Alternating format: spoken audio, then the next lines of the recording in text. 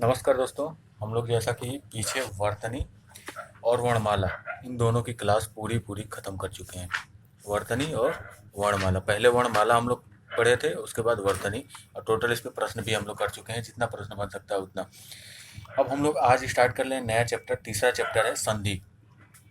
आपको बहुत ही अच्छी तरह से संधि पढ़ना है। आप बस साथ में बने रहिए, पूरी की पूरी संधि पढ़ के हम लोग खत्म करेंगे। और पूरी संधि ही नहीं, पूरा हम लोग हिंदी का सिलेबस खत्म करने वाले हैं। बस आप साथ दीजिए, ठीक है। आज हम पढ़ेंगे संधि। देखिए, दो समीपवर्ती वर्णों के मेल से जो विकार, विकार का मतलब होता है परिवर्तन, ठीक है। जो भी परिवर्तन दिखे उसे हम कहते हैं संधि, संधि कहलाता है। दो समीपवर्ती वर्णों के मेल से जो विकार होता है वह संधि कहलाता है, ठीक है। पहले शब्द के, यहाँ ध्यान दीजिएगा, पहले शब्द के अंतिम वर्ण एवं दूसरे शब्द के आदि वर्ण का मेल होता है, ठीक है। देखिए, जब हम संधि में सीधा सीधा बताया गया कि दो समीपवर्ती वर्णों के मेल से, वो जो समीपवर्ती वर्ण होंगे उसमें जो पहला शब्द है उसका क्या अंतिम वर्ण, ठीक है। पहले शब्द का, ये जैसे पहला शब्द है, इसका अंतिम वर्ण, और दूसरे शब्द का आदि, आदि का मतलब पहला वर्ण, ठीक है।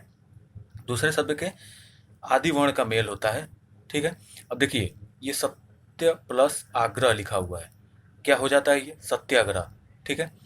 जब सत्य प्लस आग्रह मिलकर सत्याग्रह हो जाता है तो पहले शब्द का अंतिम वर्ण ये हो गया, ठीक है। यहाँ क्या है, अ है, सत्य अ आ रहा है।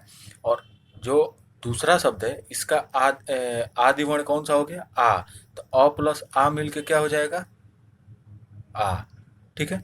अभी किस किस कंडीशन में होता है, जैसे संधि के तीन प्रकार होते हैं, फिर उसमें भी जो स्वर संधि आती है उसके पांच प्रकार होते हैं, तो उसके अंतर्गत हम लोग ये सब देखेंगे। तो देखिए यहाँ पे पहले का अंतिम वर्ण प्लस दूसरे का आदि मतलब पहला वर्ण मिल के क्या हो जाता है, आ यहाँ बन रहा है, और यहाँ सत्याग्रह मतलब आ रहा है यहाँ पे, ठीक है। तो इसे ध्यान रखना हम लोग को। तो सत्य प्लस आग्रह सत्याग्रह, धर्म प्लस अर्थ धर्मार्थ, मन प्लस योग मनोयोग, ठीक है। और मन प्लस योग मनोयोग, ये जो है आपका, देखिए संधि जो प्रकार होते हैं इसके तीन प्रकार होते हैं। कौन कौन से, स्वर संधि, व्यंजन संधि, विसर्ग संधि, ठीक है। तो ये जो है हमारा, ये विसर्ग के अंतर्गत आता है, ऐसे आता है तो। और नीचे अगर कुछ हलंत लिखा हो, जैसे मन ऐसे करके नीचे हलंत लगा दिया जाएगा, तो नीचे विसर्ग लगा है, ठीक है। जैसे विसर्ग तो ये हो गया, और नीचे अगर व्यंजन लगा है तो क्या हो जाता है, हलंत का मतलब व्यंजन, तो ये हो जाता है हमारा व्यंजन संधि, ठीक है। तो ये आप लोग देखिए, सत्य प्लस आग्रह सत्याग्रह, धर्म प्लस अर्थ धर्मार्थ, और मन प्लस योग मनोयोग, ठीक है। अब देखिए हम लोग ऐसे ही आगे देखते हुए जाते हैं कि संधि के नियमों द्वारा मिले वर्णों को फिर मूल अवस्था में ले आने को संधि विच्छेद कहते हैं, ठीक है। जैसे यहाँ सत्य प्लस आग्रह सत्याग्रह हो गया था। अब अगर सत्याग्रह को फिर हम तोड़ें तो क्या हो जाएगा, सत्य प्लस आग्रह, ठीक है। जो सत्य प्लस आग्रह तोड़ने के बाद आ रहा है, इसी को मूल अवस्था में ले आने को क्या कहते हैं, संधि विच्छेद कहते हैं, ठीक है। देखिए, यहाँ से यहाँ गए थे तो ये हुआ था हमारा संधि। अब यहाँ से अगर ऐसे पीछे आएंगे फिर तो क्या हो जाएगा, हमारा संधि विच्छेद हो जाएगा, ठीक है। जैसे आप देखिए, तथैव क्या होता है, तथा प्लस एव, तथा प्लस एव मिलके तथैव हो जाता है। और तपोभूमि, तपोभूमि को फिर तोड़ेंगे हम तो ये हो जाएगा तप प्लस भूमि, तप प्लस भूमि, ये अपने मूल अवस्था में आ गया, ठीक है। फिर है संधि के भेद। अब हम संधि के भेद देखने वाले हैं। तो हम आपको बता चुके हैं कि संधि कितने प्रकार की होती है। तो संधि होती है आपकी तीन प्रकार की। कौन कौन सी, स्वर संधि, व्यंजन संधि, विसर्ग संधि। तो इसे आप ध्यान रखना है कि जो संधि के प्रकार हैं या भेद हैं वो तीन प्रकार की संधि है, ठीक है।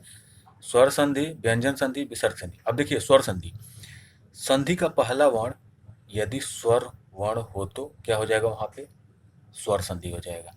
और यदि संधि का पहला वर्ण यदि व्यंजन वर्ण हो तो वहां पे क्या हो जाएगा, व्यंजन संधि हो जाएगा। और विसर्ग संधि में क्या होता है कि पहला वर्ण यदि क्या हो, विसर्ग युक्त हो तो वो क्या हो जाएगा, आपका विसर्ग संधि हो जाएगा, ठीक है। तो आपको थोड़ा थोड़ा बस फैक्ट एक एक लाइन पे ध्यान देना है कि अगर संधि का पहला वर्ण स्वर हो तो संधि हो जाएगी। अगर व्यंजन संधि में क्या होता है कि पहला वर्ण क्या हो जाता है, व्यंजन वर्ण हो तो व्यंजन संधि हो जाएगी। और संधि का पहला वर्ण यदि विसर्ग युक्त हो तो विसर्ग संधि हो जाएगी, ठीक है। फिर है स्वर संधि। स्वर संधि क्या होती है, देखिए, दो स्वरों के मेल से, अर्थात स्वर के बाद स्वर से जो विकार होता है वह स्वर संधि होता है। ठीक है, स्वर के बाद स्वर से विकार होना चाहिए। जैसे महा प्लस आत्मा, महात्मा। ठीक, अब इसमें क्या है कि स्वर के बाद स्वर आया है। देखिए, आप ध्यान दीजिए, महा क्या आ रहा है, आ, और प्लस आत्मा में आ, और आ प्लस आ मिलकर क्या हो जाता है, आ हो जाता है। ये आगे हम आपको बताएंगे। तो क्या हो गया, ये दो स्वरों के मेल से, अर्थात स्वर के बाद स्वर आया है और इनसे जो विकार होता है वो आपका स्वर संधि होता है। जैसे महा प्लस आत्मा, महात्मा। अब देखिए स्वर संधि के भेद। अभी हम लोग संधि के भेद देखे हैं। संधि के भेद 3 होते हैं और स्वर संधि के भेद 5 होते हैं। और कौन कौन से 5 होते हैं, आइए देखते हैं हम लोग। देखिए, दीर्घ संधि, गुण संधि, वृद्धि संधि, यण संधि, अयादि संधि, ये 5 हो गए आपके स्वर संधि के भेद। इसको आपको ध्यान रखना है। अब देखिए, दीर्घ संधि किस किस कंडीशन में होती है। जब आ, बड़ी और बड़ा ऊ रहे, ठीक है, तो क्या हो जाएगा आपका, दीर्घ संधि हो जाएगा। और जब गुण संधि, ये पहचानने के नियम है, इसको ध्यान रखिए आप। जब आ, बड़ा ई और बड़ा हुआ है तो ये हो जाएगा आपका दीर्घ संधि। और गुण संधि में हो जाएगा अ, ए, ओ को क्या कहेंगे हम, गुण संधि, जहाँ पे ये दिखे। उसके बाद है वृद्धि संधि। वृद्धि संधि में अ और औ, जहाँ पे अ औ दिखे, ठीक है, तो वहाँ हो जाएगी वृद्धि संधि। और य, र, ल, व जहाँ दिखे वहाँ हो जाएगी आपकी गुण संधि। अय, आय, औ, आव जहाँ पे ये दिखे आपको वहाँ हो जाएगी अयादि संधि। ठीक है, अब इनको हम विस्तार से पढ़ेंगे। ठीक है, दीर्घ संधि को अभी आप घबराइए नहीं, पूरा समझेंगे आप संधि, कुछ नहीं है संधि में। ठीक है, अब देखिए दीर्घ संधि, ह्रस्व या दीर्घ